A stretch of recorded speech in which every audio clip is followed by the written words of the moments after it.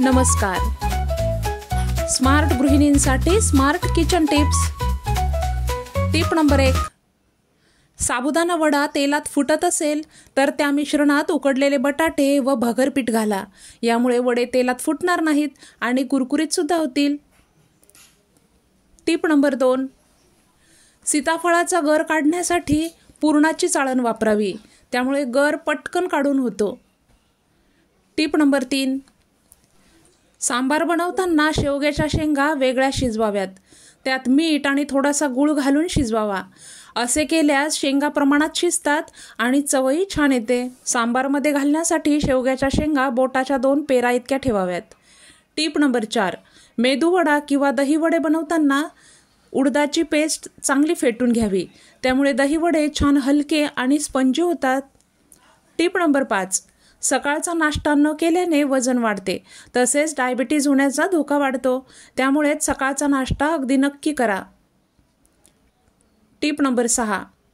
शेळीचे दूध शरीराला शक्ती देण्यासाठी खूप फायदेशीर असते.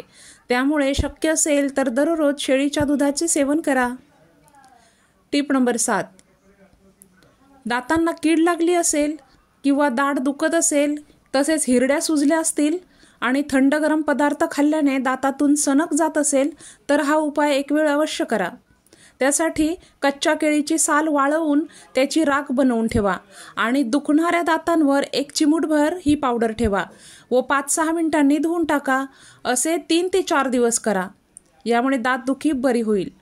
Tip number 8. सकाळी अनशापोटी पेरूची कोवळी पाने चावून चावून खाल्ल्याने साखरेची पातळी कमी होते व तोंडाची दुर्गंधी सुद्धा निघून जाते. Tip number 9. कुठलीही वेलवर्गीय फळभाजी तुमच्या परसात असेल परंतु हवी तशी त्यावर फुले फळे लागत नसतील तर हा उपाय करून बघा. या उपायाने वेलीवर फुले फळे भरघोस येतील. यासाठी 1 लिटर ताक आणि 1 लिटर पाणी घेऊन एकत्र करा.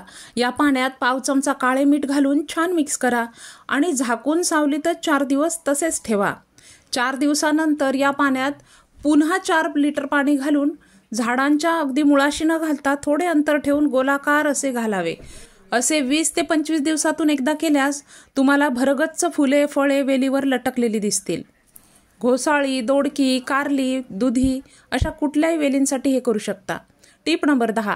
थर्मास खूप खराब झाले असेल आणि त्याचा वासही खूप येत असेल तर हा उपाय करून बघा.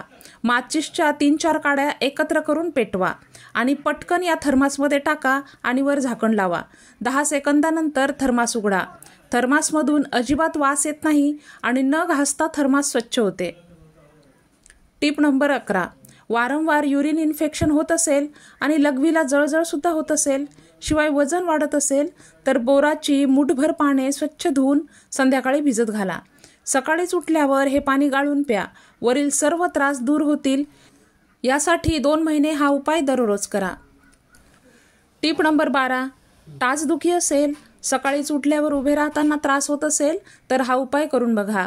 नक्कीच फरक जाणवेल व टाचदुखीचा त्रास 2 ते 3 वेळा हा उपाय केल्याने संपेल. त्यासाठी 1 वीट घ्या आणि ती गॅसवर गरम करा. आता ही वीट खाली ठेवा आणि त्यावर थोड्या अंतरावर पाय धरा.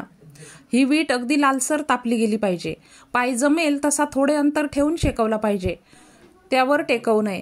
आता रात्री भिजत घातलेल्या तांदळाचे पाणी आणि एरंडाच्या पानाचे पाणी उकळून या विटेवर हळूवार ओतावे. आता या विटेमधून धूर येईल, कारण वीट आणि पाणी दोन्हीही गरम आहेत. यातून खूप गरम धूर बाहेर येईल. या धुरावरच आपल्या पायाची टाच सोसेल तेवढ्या अंतरावर धरून शेकवावी. या पायाला घाम आला की एक जाड कपडा किंवा उबदार कपडा घेऊन तळपाय गुंडाळून ठेवावा. आता हा उपाय केल्यानंतर मात्र थंड हवा किंवा एसीची हवा टाळली पाहिजे. असे 2 ते 3 वेळा केल्यास टाचदुखी पूर्णपणे थांबते. Tip number 13. अर्धांगवायू किंवा पॅरालिसिस झाल्यावर अर्धे अंग लुळे पडते, परंतु काही जणांचे फक्त तोंड किंवा चेहरा वाकडा होता. चेहऱ्यामध्ये व्यंग येते. अशा वेळी हा रामबाण उपाय करून बघा. महिनाभर हा उपाय केल्यास चेहरा पूर्वस्थितीत येण्यास बऱ्यापैकी मदत होते. यासाठी दिवसातून 2दा 7-7 लसणाच्या पाकळ्या तिळाच्या तेलात भिजवून खाऊन टाका. 7 पाकळ्या सकाळी आणि 7 पाकळ्या संध्याकाळी असे प्रमाण ठेवा. अगदीच सोपा हा उपाय करून बघा. टिप नंबर 14, जास्वंदाच्या झाडावर किंवा इतरही अनेक झाडांवर थंडीच्या दिवसात पांढरे किडे किंवा मावा पडतो. ह्या माव्यामुळे झाडाचे खूप नुकसान होते. अशा वेळी स्प्रे बॉटलमध्ये पाणी घ्या आणि त्यात 1 चमचाभर वॉशिंग पावडर आणि असेल तर कडुलिंब तेल घालून मिक्स करा. आता हे मिश्रण प्रेशरने या किड्यांवर मारा, त्यामुळे सर्व किडे किंवा मावा गळून पडेल. आता साध्या पाण्याने झाडांवरील सर्व पावडर धुवून टाका. सर्व मावा या उपायाने निघून गेलेला दिसेल. अगदी एकदाच केलेल्या उपायाने हा मावा निघून जाईल. टिप नंबर 15, मासिक पाळी दरम्यान भरपूर रक्तस्राव होत असेल तर खूप त्रास होतो. अशा वेळी कशात मन लागत नाही, सतत चिंता होते. अशा वेळी अडुळशाची पाने किंवा गुडूची किंवा गिलोयच्या वेलीची पाने घेऊन त्याचा रस काढा.